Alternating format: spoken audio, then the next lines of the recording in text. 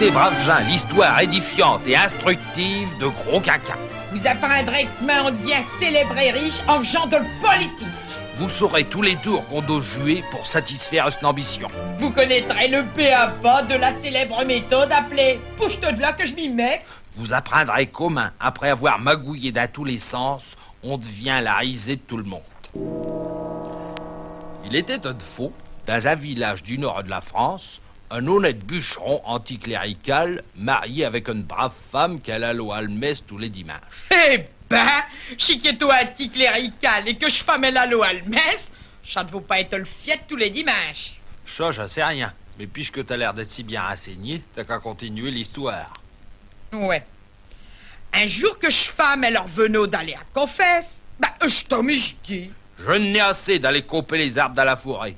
Il fait froid. J'ai mes dos et mes pieds gelés. À partir d'acheteur, je veux ouvrir au cou. Un chetin là, je cavote plus qu'au fait dans les villages, chez tous les églises et les écoles. Mais, comme il ne pouvait pas devenir bedeau à cause qu'il bouffait du curé à longueur de journée, il se dit, je vais devenir instituteur. Un chetin là, dans les villages, il y a votre aux hommes qui a votre de l'importance. Chez tout le curé, le maire et l'instituteur, chez tous les notables de l'époque. Pour un bûcheron, devenir instituteur, c'est vraiment de la vache-main. C'est comme qui dirait une promotion. Et voilà notre bûcheron qui devient instituteur de l'école laïque, gratuite et obligatoire. Vive Jules Ferry! Le 5 juillet 1928, jour de la Saint-Antoine, patron des objets trouvés, chez le brave femme, elle met au monde un gros bébé joufflu. Quand elle le voit apparaître, elle peut pas s'empêcher de pousser un cri d'admiration. Oh, qui est gros, ma caca! Charles y est resté. Et acheteur, à 55 ans, on l'appelle tout dit comme chaud. À l'église, le jour de sa baptême, le curé, qui est tout en arriéré, il a pas voulu l'appeler comme chaud. Il l'a baptisé Pierrot. Voilà donc Gros Quinquin qui est venu au monde. J'ai été un enfant précoce. À 2 mots, il faisait pipi tout seul. À 6 mots, il canulo déjà se mère tellement qu'il parle. Défaut, elle est obligée de lui coller une étiquette sur ce bouquet pour le faire taire. À 15 mots, il savait lire et écrire. Et à 2 ans, il défilait déjà dans les rues avec les ouvriers, un canton l'international. Le soir, pour s'endormir, chez toute une comédie. Il ne voulait jamais dormir avant d'avoir lu les œuvres complètes de Karl Marx et l'imitation de notre Seigneur Jésus-Christ. En version intégrale. Chez Saint-Père qu'il y avait offert un livre de Marx, et sa mère un livre de Jésus-Christ. Comme il y avait une préférence pour Marx, sa mère elle ne voulait plus qu'il lise d'Achali. Alors, pour qu'il s'endorme plus vite, elle lit canto tous les soirs. Dors, ma gros quinquin, ma gros pouchin, ma gros rogin. Te me feras du chagrin si tu ne dors pas jusqu'à demain. Chez de là que le canchon, elle a été reprise le jeudi par tous les garnements du village qui vous ont se foutre de lit. Et elle est devenue célèbre dans le France entière. Pour ce qui est de l'appétit, navo, hein. À 3 ans, il mangeait déjà pour sa dîner. 1 livre et demi d'andoule, 2 kilos de carbonate avec un grand saladier de frites, un vieux Lille, 3 kilos d'orange, le tout a arrosé là d'un fût de 5 litres de bière. Pour sa souper chez Topir, il met chaud par 3-4 litres de soupe au lard. Après, il y fallut une grande omelette avec 50 œufs, un cochon de lait d'une dizaine d'olives, une grande marmite de fromage blanc et 6 plaques de chocolat. Le tout avec 10 litres de vin rouge d'Algérie. À 12 ans, 1m40, il profite que tout le monde y sauf pour aller faire un petit tour à la mer. Et puis il revient dans sa village. Alors comme je mets en avoue assez de ses frasques, elle le met impatient au carton. C'est là qu'il apprend à être coquet. Par exemple, pour ressembler à Rudolf Valentino, il se placo les cheveux avec le lieu sucré. Chape les ogramins, jeune fille du village. À 15 ans, malgré qu'il fasse partie des faucons rouges, il est tout devenu la coqueluche des filles du carton. À 17 ans, à 45, comme il ne voulait plus aller à la messe ni avec le dimanche, Saint-Père, il l'inscrit au mouvement des jeunesses socialistes. Défaut, il y a l'autre aîné dans le bureau du maire de Cambrai. Ouais, il y joue sa ménage. Il vit dans le chadrier, il passe au lever à 5. Surtout après la visite d'un communiste. C'est là qu'il a fait ses premières classes de militants socialistes. En 47, il y a alors 19 ans, il débarque à Paris pour le congrès des jeunesses socialistes. C'est vraiment là qu'il a appris à devenir un homme politique au vrai sens du terme. Hein. Il y a que marcher pas se faire huer. Déjà? Oh ben c'est pour ça, un cacheteur, ça n'y fait plus rien, tu veux faire ruer. Dans la bagarre, il se perd se monte de première communion. Et ce qu'il frappe dans ce truc-là, c'est qu'il y a des drapiaux rouges tout partout. Tiens, qui fait? Est-ce que je me serais pas trompé? Est-ce que ce n'est pas le fiat de l'humain? Eh ben non, il est au bien à Montrouge. Alors pour faire semblant d'être dans le coup et pour pas avoir l'air de démépriser les autres, il se met à canter le Marseillaise, il s'assoit et se prépare tiers. Mais il est devenu tout rouge. Alors c'est là qu'il a attrapé sa deuxième surnom, Rougeau de Lille. Faut dire que je congrène Montrouge, il caillot pendant les vacances de Pâques. Le jour du vendredi, devine quoi qu'on leur sert à manger. Bah, ce que j'ai mis, du pichon, des œufs. T'y es pas du tout. De la viande rouge. Oh! Eh ben, tu me croiras si tu voudras. Eh ben, notre gros quinquin, il a refusé de manger de la viande tellement qu'il avait peur d'aller en affaire.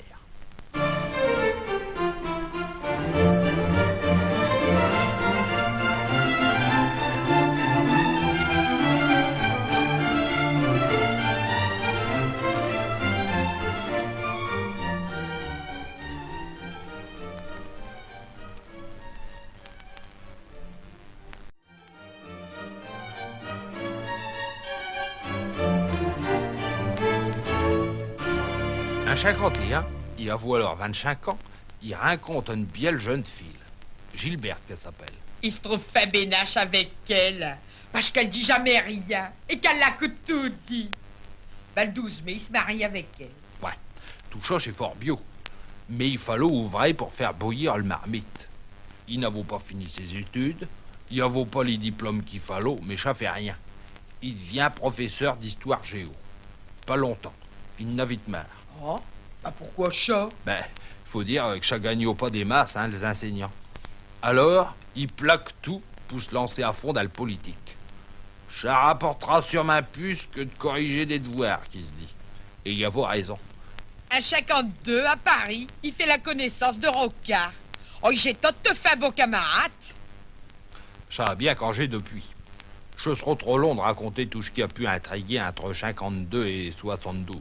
Il n'a tellement, et c'est si embrouillé, que demain on y est corps.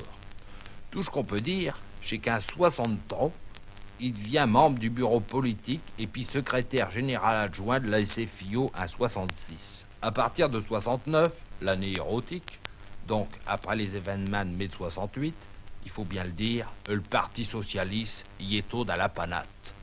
Presque plus de militants, plus de sous. Parce qu'il fallait bien qu'il vive, lui aussi, gros quinquin. Oh ben ouais, hein. Parce qu'avec l'appétit qu'il y a, je sais pas Gilberte qui pouvait le nourrir, hein, avec un petit salaire. Comme te dis. Alors, c'est là qu'il y a eu une idée salutaire. Enfin, je dis salutaire, au moins pour les finances du parti et des siennes. Écoute-moi bien, c'est compliqué. Quand on n'a plus de sous et qu'on veut en avoir grand main, qu'est-ce qu'on fait? Je sais pas, mais... On vend des frites. Non, on crée des sociétés avec des copains. D'abord en imprimerie. Comme ça, les municipalités socialistes y commentent de l'ouvrage. Seulement, ils font payer caire. Comme ça, l'excédent d'argent, il va au parti. Ensuite, ils montent une entreprise d'édition et de publicité qui fonctionne de la même façon avec les municipalités socialistes. Et chez tout dit, les contribuables qui paient. Et enfin, une société qui sert d'intermédiaire entre les collectivités locales et leurs fournisseurs. Oh, et comment que ça marche? Suppose que je sois marchand de balais, hein? J'ai envie d'agrandir une clientèle. Je veux vendre des balais à la ville de Lille, tiens. Parce qu'à vire l'état des rues, ils doivent pas en avoir grand main. Eh ben, je suis obligé de passer par une société qui me force à y verser une commission. Et c'est seulement quand j'ai payé sur la commission que je peux aller vendre mes balais à la mairie. C'est ni plus ni moins que du racket. Du quoi? Du racket. C'est malhonnête, quoi. Mais alors, qu'est-ce qu'ils en font, là, de tout cet argent? Ah, ça, j'en sais rien. Faudra aller le demander. Hé, mais comment que t'es au courant de tout ça, ti? Je l'ai lu dans le journal, tiens. Enfin, bref. tout ça fait que ce gros quinquin, il prend de l'importance au Parti socialiste. En 71, au congrès d'Épinay, on ne sait pas pourquoi, parce qu'il est au fort camarade avec, il envoie pour mener les copains à Guy Mollet. Et il aide Mitterrand à devenir le chef des socialistes. Pourquoi? Mitterrand, il avait besoin de lui? Ben ouais. À l'époque, il faisait rire tout le monde. Il avait bouffé à tous les râteliers. Et en plus, il avait signé le programme commun avec les communistes. Il avait même organisé de toutes pièges un attentat contre lui. Oh? Et ben que ça? Un soir, il avait arrêté cette voiture près d'un gardien public. Il s'est emmuché dans les buissons et il avait payé des gens pour venir tirer sur cette voiture à l'arrêt. Évidemment, personne n'y a cru. Je crois même qu'il a été convoqué au tribunal pour ça. Oh, mais pourquoi qu'a fait toute seule comédie? Ben, pour faire parler de lui, tiens. Ben décidément, hein. Je comprendrai jamais rien de politique. 1973. C'est là que ça commence à se corser. Ah bon? Et pourquoi? Ben, c'est cette année-là, un gros quinquin, il est devenu maire de Lille et député. Tout ça en même temps? Ben ouais, te vaut que ça va vite, hein. Faut dire qu'il est au bien vu du parti, hein. Parce qu'il ramène des sous. Et tu crois que c'est pour ça qu'il a été élu? Ben, c'est peut-être pas pour ça directement, mais enfin, ça a aidé. Dans tous les cas, il a vaut des sous pour se faire une publicité. Enfin bref, il a été élu et il a arrosé ça copieusement avec tous les socialistes. Je connais des bistrots de Lille, d'où je connais parle encore. Ouais? Bon. Alors après? Alors, après, ben, comme il est au député maire, il y avait plus de soucis à se faire pour cette situation. Alors tout y allait bien pour lui. Pas tout à fait.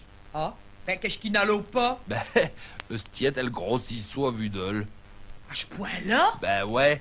Et plus Stiet, elle grossit, plus mémoire, elle a petit chaud. Des gens qui ne vaut pas grand-main. Tiens, par exemple, avant de devenir maire de Lille, il avait fait une campagne électorale dans le Cambrésis. Et pour ça, il avait fait imprimer des tracts. Eh ben, il s'est jamais rappelé qu'il devait payer le facture à l'imprimeur. Chez le maire de Cambrai qui a dû le payer à ce plage. Oh ouais, vraiment, hein? Bah, faut pas avoir grand-main de mémoire. Il n'a plus, je te dis. Il est complètement amnésique. Tiens, un autre exemple, plus récent. En 79, il avait été viré les sidérurgistes de Nain. Eh ben, il leur avait certifié que l'acier continuera à couler de leur eau au fourneau. Chez gens, ils étaient te rassurés, hein. À cette époque-là, ils étaient te contents. Eh ben, quelques mois plus tard, on leur annonçait que leur usine, elle allait fremer. Et le pire de tout ça, chez Como de décembre 82, il a été les vire pour leur dire bonjour. Eh ben, il a été reçu. Ouais, je me rappelle. Ah ben c'est là qu'il a été hué, bousculé. Bah, pareil, même que Chali a fait un coup. Ben tiens, mets-toi à ce plage. Se faire archevoir de la sorte par ses anciens camarades, c'est pas rigolant. Bon, revenons à nos moutons, là. En 77, il écrit, ou plutôt il fait écrire, un livre du qui raconte sa vie et du qui casse du sucre sur le dos des communistes. Hein, ça a pas dû leur faire plaisir, hein? Ah ben ça, bien sûr. C'est pour chaque acheteur, les communistes, eh ben, ils ne peuvent te plus le vire. D'autant que on peut plus dire que j'ai un prolétaire. Oh ben ouais, hein? Et il paraît qu'il s'est accaté un hôtel particulier rue Voltaire. Et Chali a coûté 35 millions. C'est ce qu'on dit, hein. Mais ça me paraît bizarre parce que il n'y a pas de fortune personnelle. Et puis, officiellement, il n'a jamais gagné grand main d'argent puisqu'il a travaillé que 6 mois dans l'enseignement. Enfin bref. En 81, après les élections présidentielles, Mitterrand, il l'appelle comme Premier ministre. Ça aussi, c'est bizarre, hein? Parce qu'il paraît qu'à 79, il a voulu lâcher Mitterrand pour favoriser Rocard. Et Mitterrand, il est pas content. Ah, ça, c'est les mystères de la politique. Mais enfin, je crois que c'est parce qu'il a financé le campagne à Mitterrand avec ses sociétés de Lille. Bon, alors si je comprends bien, chez les contribuables, c'est-à-dire nous autres, qu'on lui a fait avoir un splash, hein? Puisque l'argent des sociétés, il vient des mairies. Et que les mairies, elles sont financées par nous autres. Ah bah ça, j'en reviens pas. T'as tout compris? Mais t'as fait des progrès, tu sais. Bon, alors après là, qu'est-ce qui se passe? Ben, pas grand-cause. Le tiède du gouvernement, il essaie de limiter les dégâts de la politique socialiste, mais ça réussit pas fort. Les gens, ils n'ont marre. Chez la tristesse et la désolation. La France, elle est fort endettée à l'étranger. Malgré les statistiques truquées, tout le monde sait bien que le chômage y augmente. Et il y a longtemps que les gros capitaux, ils ont foutu le camp en Suisse. À part ça, lui, il s'amuse tout dit bien. Là, tous les coches, elle y a pas coupé l'appétit. Il paraît qu'à le braderie, l'année dernière, il s'est enfilé 40 kilos de moules et trop grand saladier de frites. Pour ce qui est de la bière, vaut mieux pas lui en parler parce que ils ont dû faire venir un camion citerne exprès à la mairie. Et ben alors? Et alors quoi? Tu crois que ça va durer? De quoi? Il va pas pouvoir continuer à manger, à boire comme ça, hein? Ça fois, il va pas craquer? Ah, ça, je sais rien. Ce que je sais, c'est qu'il a pas l'intention d'arrêter le politique. Il a même été voir une voyante la semaine passée. Elle lui a prédit qu'il allait devenir président de la République. Alors?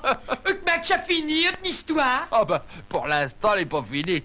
Mais on peut l'imaginer. Hein. Si qui devient président de la République, il va se voir divorcer d'avec Gilberte. Hein. Il va se marier avec Marianne. Ils vont être très malheureux. Et ils vont bouffer beaucoup de petits socialistes.